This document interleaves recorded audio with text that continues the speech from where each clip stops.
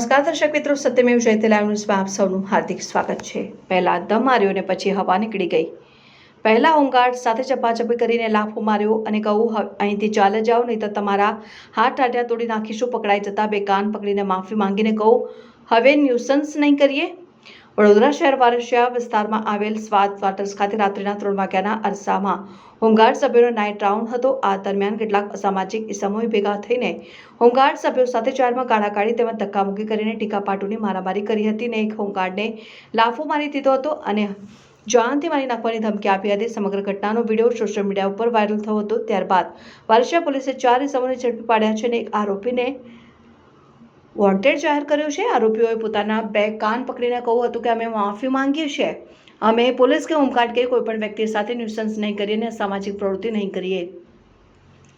વડોદરા શહેરના Varasiya police station વિસ્તારમાં રાત્રિના નાઇટ રાઉન્ડ પેટ્રોલિંગ દરમિયાન હોમગાર્ડ દુપેશ ગિરીશભાઈ રાવળ અને હોમગાર્ડ કલ્પેશ હીરાલાલ પરમાર ફરજ પર હતા। રાત્રિના આશરે 2:45 વારસિયા પોલીસ સ્ટેશન વિસ્તારમાં પેટ્રોલિંગ માટે નીકળ્યા હતા। પેટ્રોલિંગ કરતા જલારામ મંદિર નાથી બા સોસાયટી પાસે પહોંચતા ત્યાં કેટલાક અસામાજિક ઇસમો ઝઘડતા હોવાનો અવાજ સંભળાયો હતો અને હોમગાર્ડ સભ્યો પોતાની એક્ટિવા ઉપર બેસી જઈ ભોલે યુવક મંડળના મંડપ પાસે સ્વાદ ક્વાર્ટર્સ ખાતે પહોંચ્યા હતા અને જે જગ્યા ઉપર જઈ જોતા કેટલાક ઇસમો એકબીજા સાથે ઝઘડો કરી રહ્યા હતા।